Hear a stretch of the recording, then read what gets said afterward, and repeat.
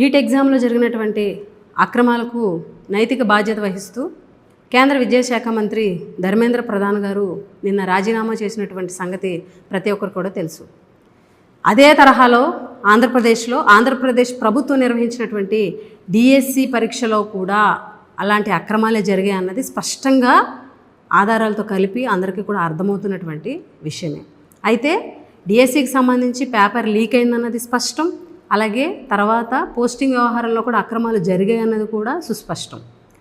ఏదైతే ఎస్సీఆర్టీలో పనిచేస్తున్నటువంటి outsourcing employee ఎవరైతే ఉన్నారో నవీన్ అనేటువంటి యువకుడు కృష్ణా జిల్లాలోనే టాపర్గా నిలవడం, అలాగే వేరే కేటగిరీలో కూడా టాప్ ర్యాంక్ రావడం అనేది అనుమానాలకు తావునిస్తుందని తెలుసు. అలాగే ఎవరైతే టాప్ ర్యాంక్ వచ్చినటువంటి వ్యక్తి ఎప్పుడైతే పోస్టింగ్ రాలేదో, పోస్టింగ్ ప్రభుత్వం ఇవ్వలేదో క్లియర్ కట్గా పేపర్ లీక్ అనేది ఖచ్చితంగా జరిగిందన్నది అందరికీ కూడా స్పష్టమైంది. అలాగే స్పోర్ట్స్ కోటా అని చెప్పి స్పోర్ట్స్ కోటాలో చాలా అక్రమాలు జరిగాయి. స్పోర్ట్స్ కోటా అనేది స్పెషల్గా తీసుకొచ్చి దానికి ఒక స్పెషల్ జీవో తీసుకొచ్చి అసలు ఎగ్జామే రాయకుండా, డిఎస్సి ఎగ్జామే రాయకుండా స్పోర్ట్స్ కోటా అని తీసుకొచ్చి చాలామందికి అందులో పోస్టింగ్లు ఇచ్చినటువంటి పరిస్థితి కూడా రాష్ట్రంలో కనిపించింది. అలాగే తర్వాత ఏదైతే వాళ్ళు ఇచ్చినటువంటి జీవోను కూడా వెనక్కి తీసుకున్నటువంటి పరిస్థితి కూడా మనం ఒకసారి గుర్తు తెచ్చుకోవాలి.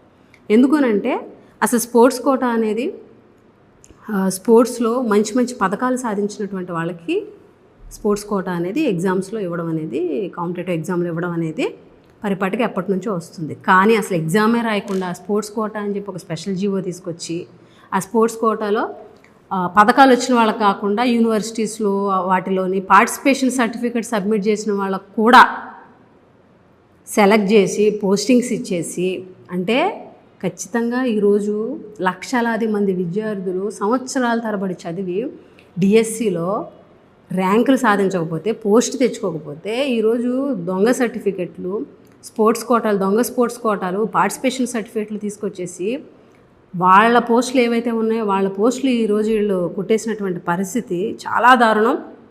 ఎందుకనంటే ఈరోజు వేలాది కంప్లైంట్లు డిఎస్సిలో అవకతవకలు జరిగాయి, డిఎస్సిలో అక్రమాలు జరిగాయని బోల్డ్ కంప్లైంట్స్ వస్తున్నాయి. అలాగే అక్రమాలు జరిగాయి అనడానికి నిదర్శనము అందులో ఖచ్చితంగా డబ్బు వ్యవహారం జరిగింది అన్నదానికి ఉదాహరణ వీడియోలు బయటపడ్డాయి, ఆడియోలు బయటపడ్డాయి. కాబట్టి ఇంత వ్యవహారం జరిగి ఇంతమంది ప్రశ్నిస్తున్న వైఎస్ జగన్మోహన్ రెడ్డి గారు ఆధారాలతో కలిపి చూపించినప్పటికీ కూడా, ప్రతిపక్ష పార్టీ అడిగినప్పటికీ కూడా కనీసము రెస్పాండ్ అవ్వకుండా, కనీసము బాధ్యత వహించి రెస్పాండ్ అయ్యి విద్యాశాఖ మంత్రి నారా లోకేష్ గారు ఇప్పటివరకు కనీసం రెస్పాండ్ అయ్యి దానికి ఆన్సర్ ఇచ్చినటువంటి పరిస్థితి లేదు ఈ రాష్ట్రంలో.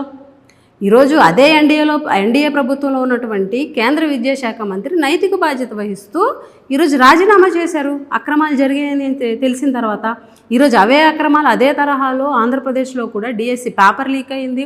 అలాగే స్పోర్ట్స్ కోటా పేరు చెప్పి చాలా పోస్టులు అక్రమంగా వేరే వ్యక్తులకు ఇవ్వడం జరిగింది అన్నది స్పష్టంగా కనిపిస్తున్నప్పటికీ కూడా విద్యాశాఖ మంత్రి గారు కనీసం ఎక్కడ దానికి ఆన్సర్ ఇవ్వకపోవడం, నైతిక బాధ్యత వహిస్తూ రాజీనామా చేయకపోవడం అనేది చాలా ఆశ్చర్యంగా అనిపిస్తుంది. కనీసం ముఖ్యమంత్రి గారు రెస్పాండ్ అవ్వరు, విద్యాశాఖ మంత్రి రెస్పాండ్ అవ్వరు.